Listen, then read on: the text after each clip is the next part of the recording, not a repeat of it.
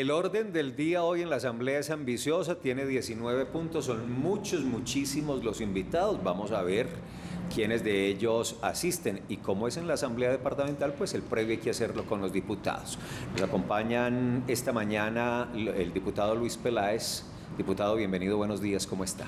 Bueno, buenos días para todos, es un placer estar en el programa y bueno, preparados ya para el debate. Esperamos que EPM le cumpla el Departamento de Antioquia, le cumpla el país y pues asista al debate, porque pues es a veces muy sencillo decir las mentiras solos, pero cuando lo confrontan con documentos y con pruebas, pues muy distinto. Entonces esperamos que asista. Y bueno, estamos a la expectativa. Y el diputado Jorge Correa. Diputado, bienvenido, buenos días. ¿Y cuál es su expectativa personal para esta jornada? Buenos días, Felipe. Pues darle un saludo especial a toda la mesa de trabajo y a todas las personas que hoy están muy interesados en esta noticia, en el debate que vamos a hacer precisamente desde la Asamblea Departamental.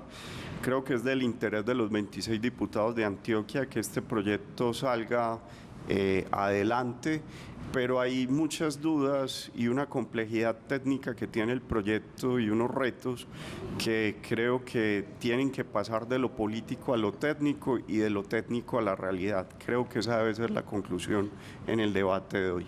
Señores, con un poco de vergüenza les advierto que hoy tenemos poco tiempo, además porque ustedes saben, el gobernador citó 7 de la mañana a una rueda de prensa para hacer un pronunciamiento que seguramente aquí juntos veremos para luego comentar. En ese orden del día hablaba de 19 puntos, el cuarto es la presentación del debate de la oposición Hidroituango la hora cero, por parte del diputado Luis Eduardo Peláez Jaramillo. Diputado, en síntesis, por esto del tiempo que le advierto, en síntesis, ¿cuál va a ser su planteamiento para este debate que tendremos hoy? Bueno, el planteamiento para todo el departamento de Antioquia y para el país es cuándo realmente empieza a funcionar Hidroituango. Escúcheme, ¿no cree que empieza el 15 como han dicho? Pero es que la información que yo tengo aquí dice que no.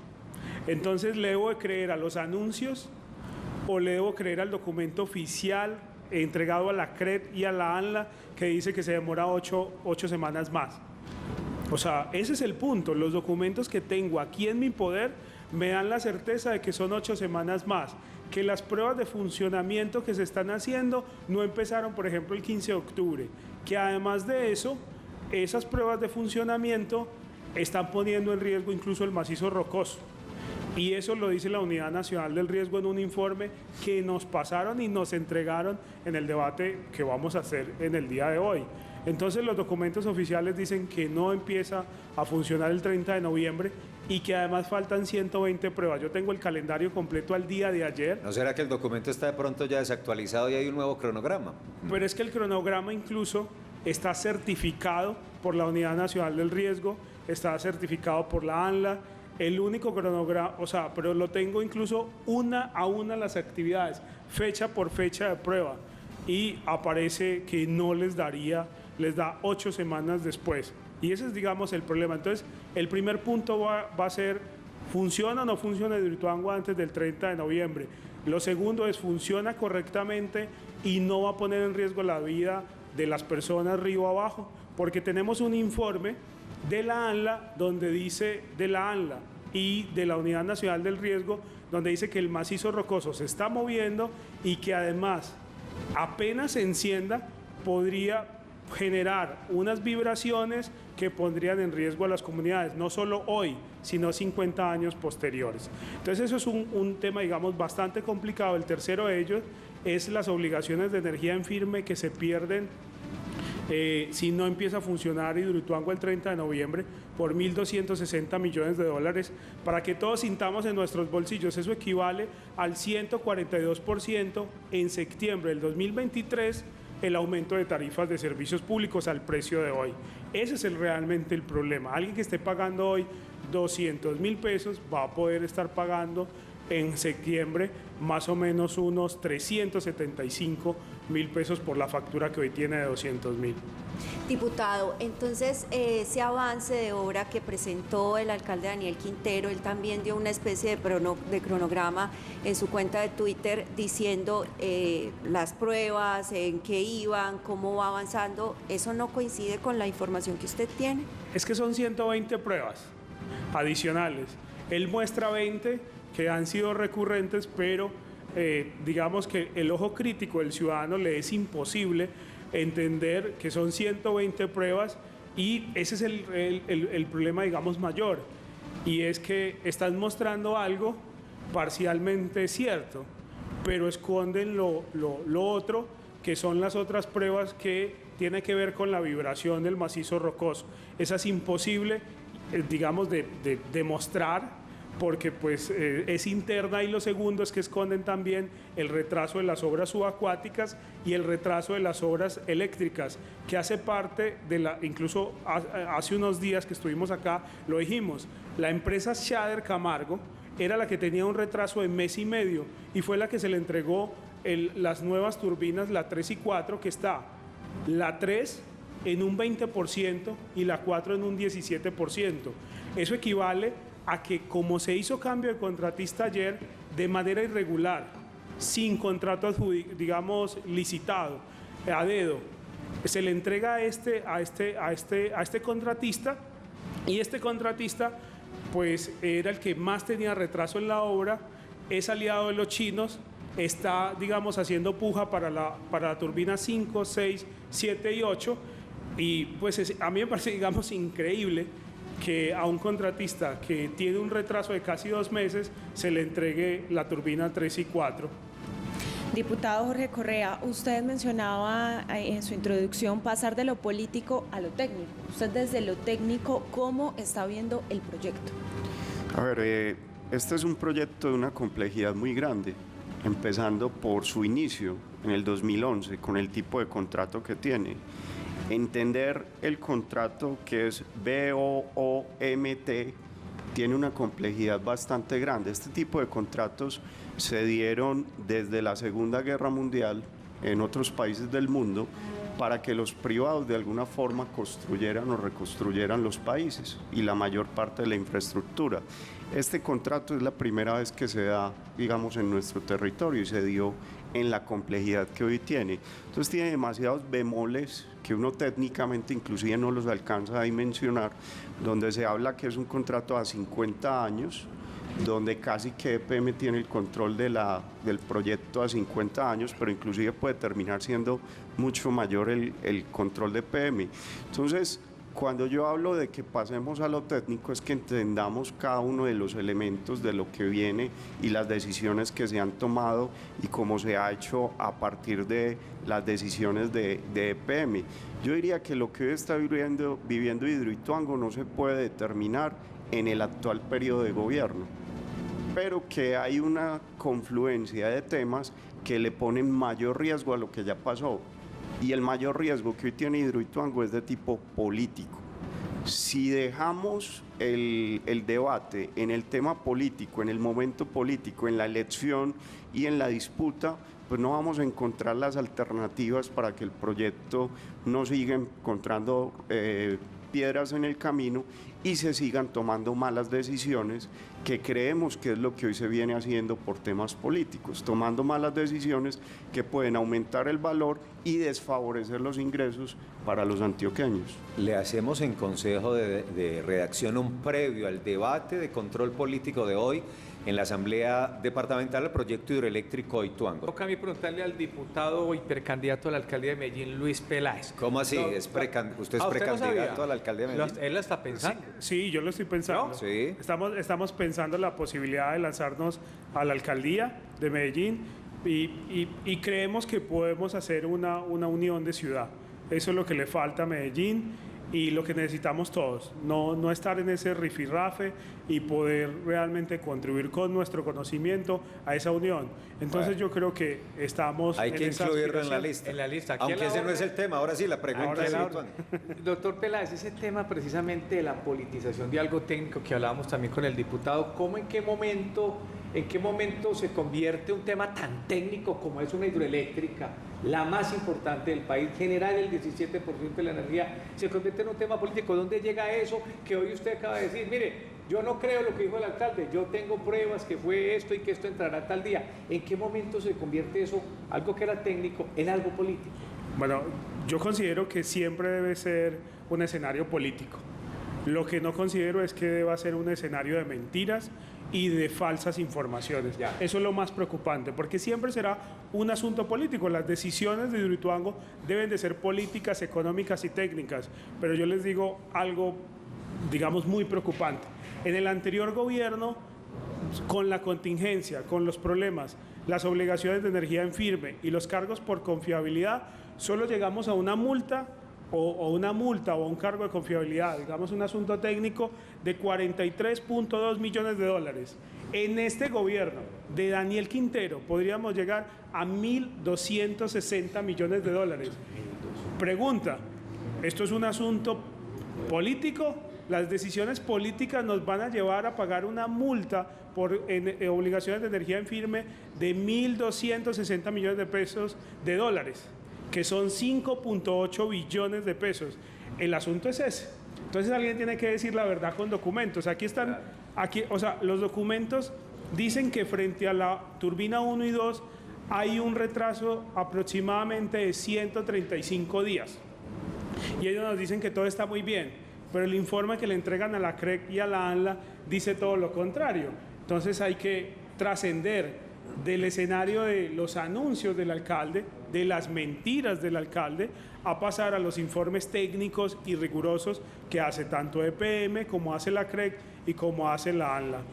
Diputado Correa, ¿cómo usted hace un planteamiento desde el punto de vista del debate y la disputa política territorial que esa disputa es acentuada en Medellín y en Antioquia? ¿Cómo superarla? Es decir, es que estamos hablando no de cualquier cosa. Estamos hablando de tapar un hueco en la calle San Juan, con todo respeto. Estamos hablando del gran proyecto de generación de energía de este país que va a aportar el 17% de la energía que necesita el desarrollo económico de Colombia. ¿Cómo desde su punto de vista podemos trascender la pelea? ¿Por qué es eso? Porque también se ve en esos términos una pelea política a un ejercicio mancomunado donde se saque adelante el proyecto para que beneficie a la región y al país, que es lo que realmente necesitamos. Yo creo, Felipe, que todos debemos de dejar, digamos, a un lado los intereses clientelistas para las próximas elecciones y debemos de entender que Antioquia y Medellín deben trabajar juntas como han trabajado armónicamente en muchos momentos históricos del departamento. Hoy no estamos poniendo solo en riesgo Hidroituango, estamos poniendo en riesgo Sabia Salud, con 1.600.000 pacientes. Hoy no hay un deseo por parte de la Alcaldía de Medellín de salvar a Sabia Salud. No hay una inversión por parte de la Alcaldía de Medellín. Y disculpen que lo mueva también hacia ese horizonte, porque empezamos a ver una serie de proyectos que se están viendo afectados hoy por una disputa mediática desde lo político y lo electoral. Uno ve con sorpresa que un alcalde de Medellín esté pensando más en las próximas elecciones, en lanzar candidatos, que hablando y sentándose a consolidar los temas de ciudad. Y temas de ciudad son Hidroituango, temas de ciudad son Sabia Salud, donde hay 500.000 pacientes de Medellín que si Sabia desaparece, sería la ciudad más afectada por el tipo de pacientes que son de alto costo y demás. Entonces, llevándolo a los términos de Hidroituango, creo que hoy definitivamente hay que tender lazos en los que entendamos que ese es un proyecto de región que va a beneficiar tanto con los recursos de producción a Medellín como al departamento de Antioquia, pero que si seguimos en esas disputas le vamos a ir aumentando los costos al proceso de Hidroituango.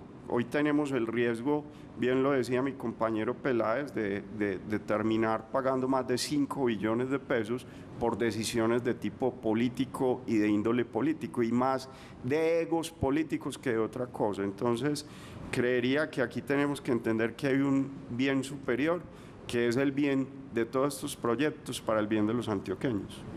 Diputado Luis Peláez, usted ayer en una de sus publicaciones en Twitter dice que si EPM o el alcalde Daniel Quintero no asisten a este debate, usted se irá comuna por comuna a plantear pues todo lo que hay que decir frente a Hidroituango, y además acudirá a instancias internacionales también. ¿Qué se puede hacer y por qué cree usted que no hay voces para debatir? Bueno, lo primero es digamos, es una lástima que EPM no vaya a debatir a los espacios donde debe hacerlo, que le entregue la información a Antioquia. Hidroituango no solo es una obra de Medellín, o sea, representa una obra que se hace en municipios que pueden afectar al departamento de Antioquia y a municipios de Antioquia. Y es increíble que no vaya a debatir a la Asamblea frente a esta situación. Entonces, frente a esa impotencia, yo creo que a todo el departamento de Antioquia, pero a todo Medellín le compete saber por qué le van a aumentar las tarifas de servicios públicos, porque no son decisiones económicas, no hubo una contingencia. O sea, el problema es o una contingencia de malas decisiones por parte de Daniel Quintero y por parte del gerente de EPM. El informe Poiri decía o dice que si cambian contratistas hay un retraso de año y medio. Hoy ya eso lo vamos a pagar en la factura de un año. Vamos a pagar esa decisión política. Entonces, por decisiones políticas inadecuadas, vamos a trascender a lo económico cuando pues además la vida está muy costosa últimamente. Entonces eso es injusto. Entonces nos vamos a ir comuna por comuna, pero también municipio por municipio, contándole a la gente por qué le van a aumentar sus tarifas de servicios públicos, pero peor, a Tarazá, a Puerto Valdivia, que tienen el riesgo exactamente. Puerto Valdivia tiene el riesgo del 75%, casi toda la población de Puerto Valdivia debe ser evacuada preventivamente, no momentáneamente, o sea, directamente, y lo dice la Unidad Nacional del Riesgo, pero no solo hoy, sino cada vez que se enciendan las turbinas. Diputado, excúseme, le interrumpo. Estamos aquí desde temprano con los diputados Peláez y Correa conversando de este asunto y del debate de control político que se cumplirá hoy en la Asamblea. Diputado Luis Peláez, su análisis y su balance de la rueda de prensa del gobernador a propósito de lo que ocurrirá en la Asamblea y de sus propios puntos de vista. Bueno, lo primero es reconocer que el gobernador hace una solicitud que hace mucho tiempo se debería hacer, pero el problema es que el gobernador lo ha dicho en varias ocasiones, desconoce muchas de las cosas de Hidroituango, desconoce su cronograma, desconoce su funcionamiento, y eso es lo que pasa cuando no se dice la verdad. Cuando se gobierna a través de la mentira, como lo hace Daniel Quintero, pues no tenemos la información suficiente y por esto estas solicitudes son de alguna forma extemporáneas, pero vale la pena de que el gobernador lo haga, además con los puntos que enfatiza.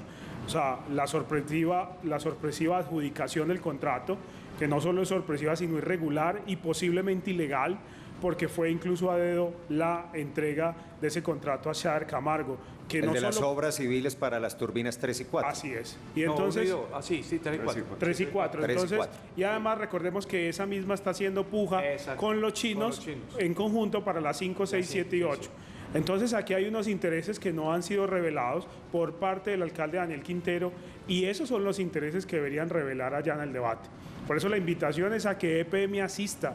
En caso de que EPM pues, no asista al debate, pues yo creo que el debate va a ser, digamos, perdurado en los medios de comunicación durante todo este tiempo, porque, ojo, insisto, si no entra en funcionamiento el 30 de noviembre y esa solicitud no se hace una modificación de la resolución de la CREC, estamos al borde de una situación financiera nunca antes vista en Hidroituango, en EPM y en el IDEA.